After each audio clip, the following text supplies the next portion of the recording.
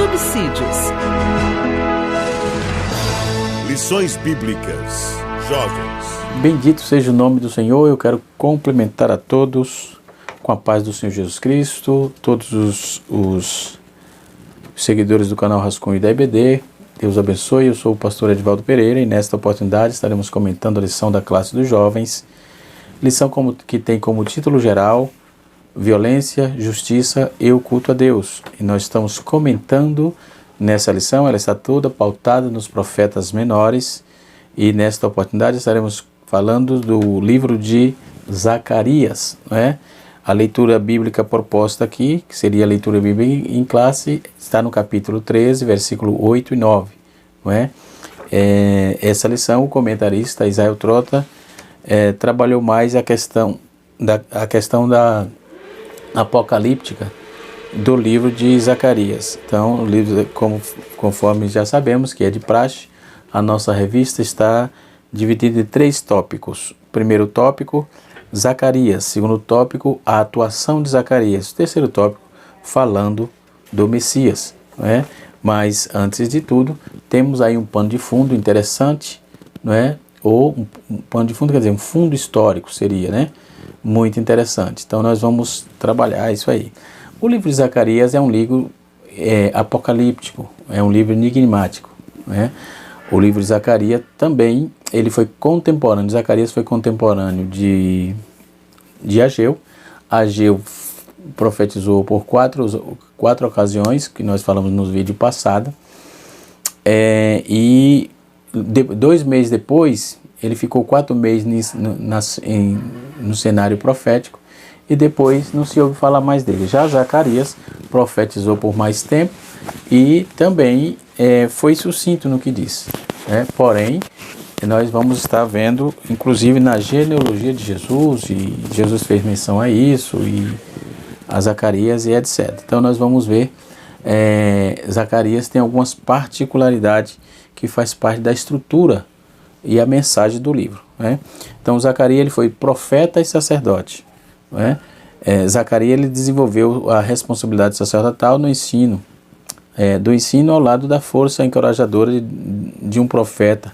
Ele foi sacerdote, profeta, oriundo aí da tribo de Levi e era descendente de uma família sacerdotal, conforme está escrito no capítulo 1, versículo de número 1 ao versículo 7. Versículo 1 e versículo 7, melhor.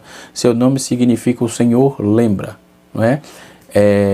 Ele nasceu no cativeiro babilônio, voltou para Israel na primeira caravana dos exilados, né, em 536 a.C., conforme também está pautado, está escrito em Números, capítulo de número 12, versículo 4 e versículo 16. Ele é filho de Baraquias, né? Baraquias, por sua vez, era filho de Ido. Ido era sacerdote, logo ele também é filho de sacerdote, não é? Da descendência sacerdotal. Então, a Bíblia vai apresentar o seu avô Ido, não é? Nós vamos encontrar no texto lá em Esdras, capítulo 1, versículo de número... Capítulo 5, Esdras 5, versículo 1 e Esdras 6, versículo 14, vai dizer que Zacarias, filho de Ido. Filho aqui dá a ideia de clã, de família, não é? Então, de linhagem. Então, ele é da linhagem, da descendência de Ido, ok? E assim sucessivamente. Então, ele era dessa linhagem, né? No caso, neto de Ido. Então, e assim foi, diz o texto, né? Então, Zacarias, ele era um nome comum naquela época. Nós vamos achar 27 pessoas com esse nome, que significa aquele que Jeová se lembra, ou Jeová lembra, conforme eu já disse aqui, que está pautado na nossa revista, na nossa lição, né? Dentro desse contexto, seu nome era uma lembrança encorajadora ao povo de Deus, né?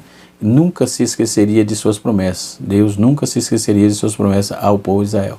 E ainda mais, ele efetuaria a sua restauração, né? Conforme está a restauração do povo e da nação, conforme está escrito em Neemias 12, 4, Esdras 5, 1, diz que Zacarias pertencia a uma família sacerdotal como Jeremias, assim como Ezequiel, aliás, e Esdras. Jeremias, Ezequiel e Esdras. Então, Zacarias é mencionado em Mateus 23, versículo 25. não é? O texto proposto, não é? Vai no versículo 8, por exemplo, e será que toda a terra, diz o Senhor, e as duas partes serão exterminadas, e nela perecerão. E o versículo 9 diz assim: e farei passar essa terceira parte pelo fogo, e purificarei como se purifica a prata, e provarei como se prova o ouro. E ele invocará o seu nome, o meu nome, e eu o enviarei, e direi, o meu povo, é meu povo, e ela dirá, o Senhor é meu Deus. Então esses dois textos da nação judaica, ele deveria aí permanecer nas guerras romanas. Eles deviam perecer nas guerras romanas que estavam existindo ali. Então o texto o texto seria o óbvio sobreviver, Provavelmente dentro do contexto de Zacarias capítulo 14, versículo 2 a 9, que nunca foi cumprido aí a destruição dos textos, não literalmente a porção de 2 ou proporção de 2 ou porções de 2. Então é a salvação dos remanescentes que está pautada ali. Então o terço é futuro e deve ser corrompido aí, é o futuro. O terço aí é o futuro e deve ser cumprido sobre o anticristo. Então o livro de Zacarias é um livro apocalíptico, Nós vamos trazer algumas nuances que está no subtópico 3 do primeiro tópico, Quando aqui na lição pauta Zacarias. Então no primeiro subtópico diz assim: Zacarias, sacerdote e profeta, ou melhor.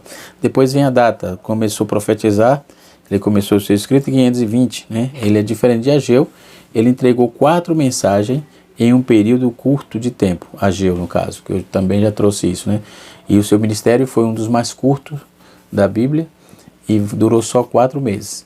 Já Zacarias, sendo mais jovem que Ageu, ele viveu mais tempo, de modo que teve algum ministério profético mais longo, Ele teve, no caso, um ministério mais longevo, no caso, mais longo. Então, algumas datas são apresentadas aqui no seu livro, que data de 1º de novembro do ano de 520 a.C., É Ageu capítulo 1, vai trabalhar que diz que é 24 de fevereiro de 2519, foi a profecia de Ageu. E assim essa datação, tanto Ageu como Zacarias foram os profetas que as suas profecias tinham datas, E assim sucessivamente. Então quando vamos trabalhar essa proposta, que eu trabalhei falando aqui, que o livro de Zacarias é um livro que tem algumas singularidades, Vai trabalhar a proposta das visões, Ele só numa noite teve 8 visões, E assim sucessivamente. Então ele é um dos profetas messiânicos, paralelo com Isaías, e também apocalíptico. Não se sai muito quem só trabalha Apocalipse como escatologia. A escatologia bíblica, por completo, ela tem que pegar não só Daniel, Ezequiel e Zacarias e depois Apocalipse, Então esses 4 livros, eles vão trabalhar aí uma proposta apocalíptica escatológica muito interessante, No capítulo 9,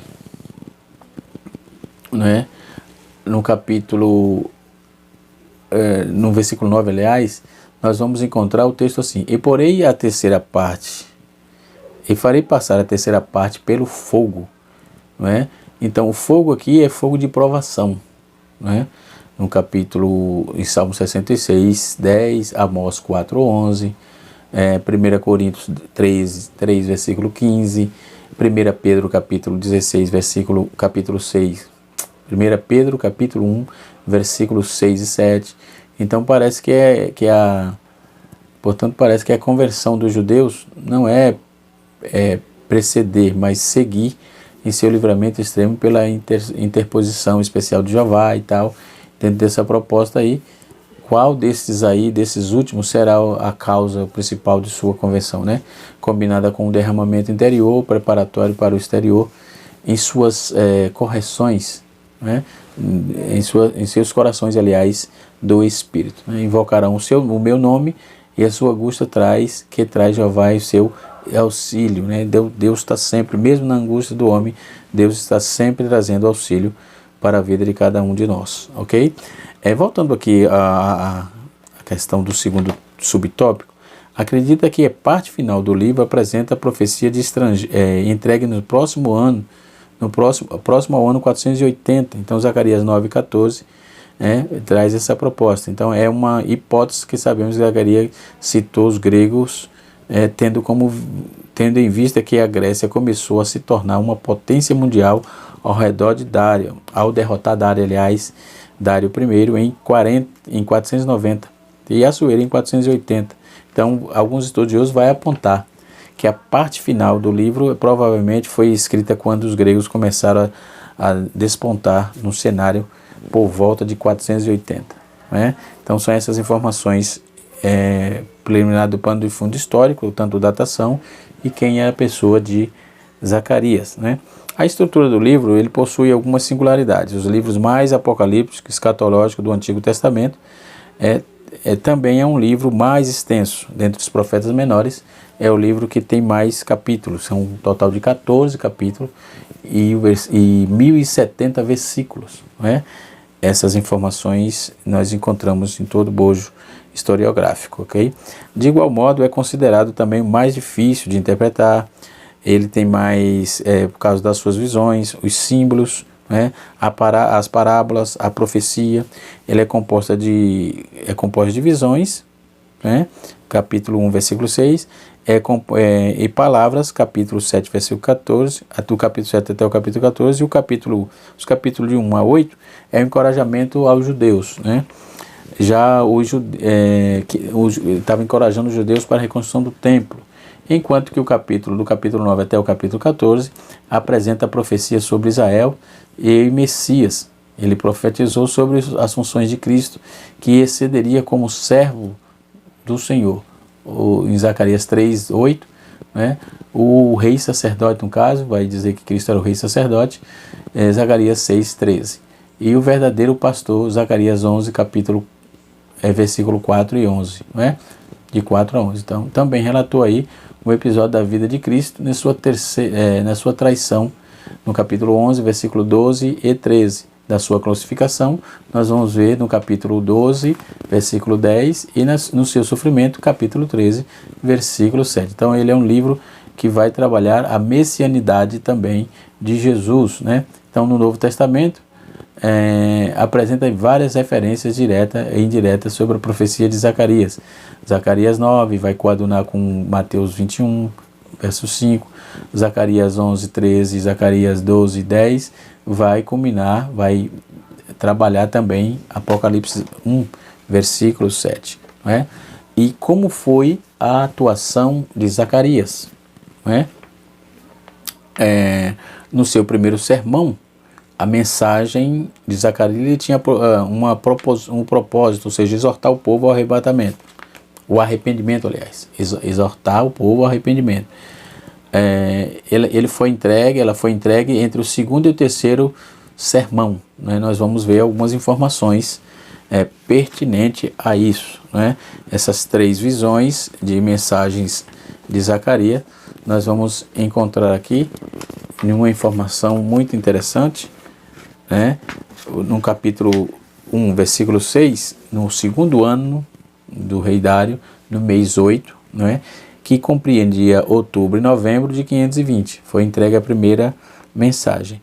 No capítulo 1, versículo 7, até o capítulo 6, versículo 7, e capítulo 6, versículo 8, também vai datar do segundo ano, do mês 11, do dia 24 do mês 11, que compreende aí 15 de fevereiro de 519 antes de Cristo. Não é?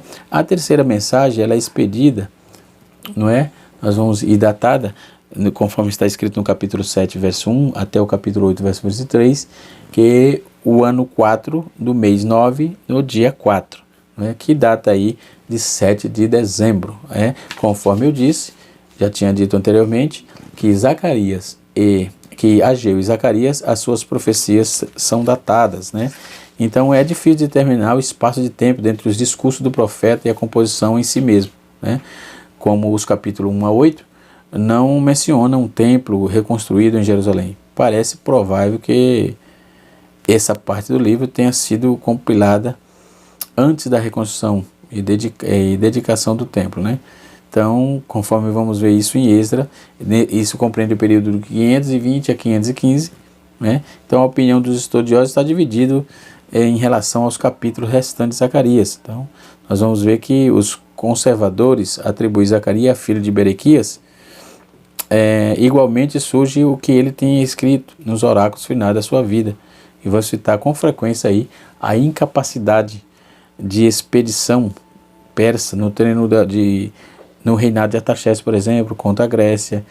E com esse motivo, como motivo por três das três profecias, no capítulo 9 até o capítulo 14, também enfatiza aí as semelhanças de estilos e temas, né, e vocabulários e teologia das duas partes do livro, atribuindo aí ao mesmo tempo as diferenças de idade entre Zacarias e tal. Zacarias, ele apareceu no cenário profetizando, embora seja contemporâneo de Ageu, ele nasceu na Babilônia e saiu com o povo naquela diáspora, não é?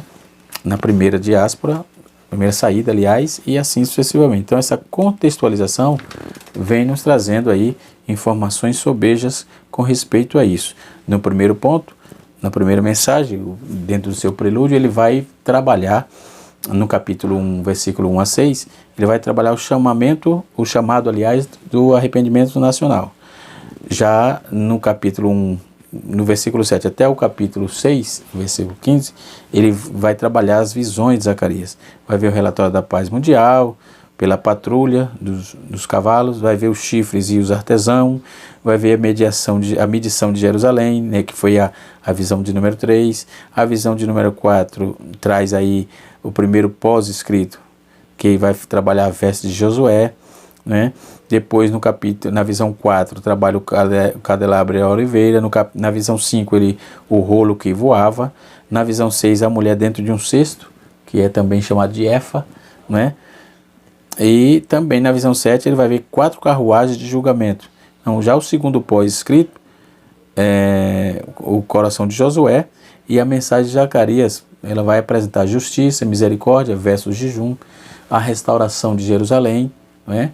E os oráculos, né? O primeiro oráculo nós vamos ver aí no capítulo 9 até o capítulo 11, né?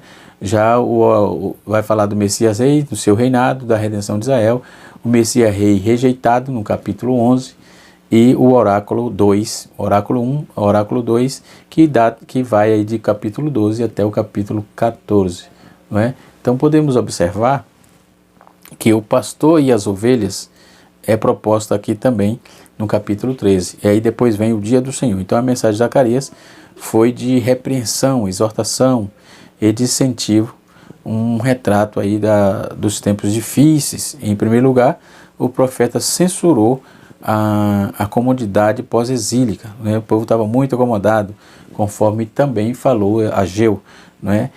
Tinha gente dizendo, não é hora, não é tempo ainda de construir o templo, embora Deus queria que construísse, mas tinha gente protelando, dizendo que não era o tempo. Então essa mensagem de Zacarias, que a lição vem nos passando aí, então esse contexto da mensagem de Zacarias nos apresenta informações contundentes com respeito a toda a estruturação e a organização do livro, né? Então nós vamos ver que ele divide-se em duas partes principais, né? A primeira inclui aí os versículos introdutórios, ou seja, o cabeçalho, que é o chamado arrependimento, e as visões noturnas. 8 visões. Nós vamos ver do capítulo 1 até o capítulo 6. São 8 visões que aparecem ali, e diz o texto que foi numa noite só. Os 2 oráculos, né, que é relativo ao jejum, e a segunda parte consiste no oráculo escatológico. Aí depois da segunda parte em diante, a saber do versos 9 a 11 e verso 12 e 14, que vai tratar de Israel, ok? Então nós vamos observar que todas essas informações contextualizadas no nosso aprendizado, não é? Vai nos mostrar que Deus estava sim cuidando do seu povo e também enviando os profetas no momento certo, não é? Então a atuação de Zacarias, o primeiro sermão, a primeira mensagem foi tida como um propósito de exortar o povo ao arrependimento, conforme eu já disse, né? As 8 visões, que está os capítulos 1 a 6, apresentam aí 8 visões que contribuíram para o encorajamento dos judeus que trabalhavam na construção do templo, né? A primeira visão foi dada quando a obra já estava em andamento, há 5 meses, né? A obra já estava 5 meses em andamento, conforme está no capítulo 1, versículo 7.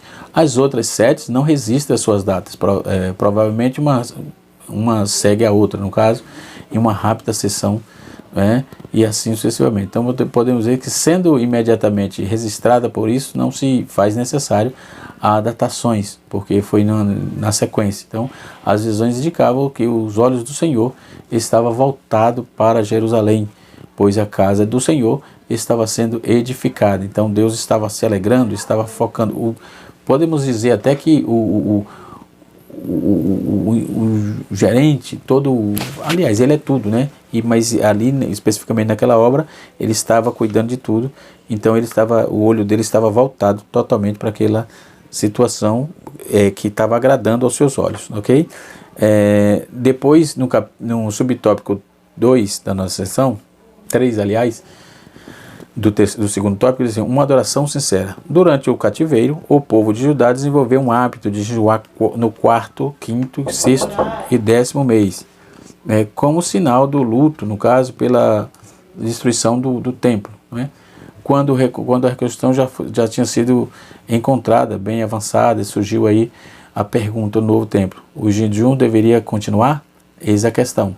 Então, uma comitiva veio de Betel para interrogar os sacerdotes de Jerusalém, e a primeira geração de exilados havia sido profundamente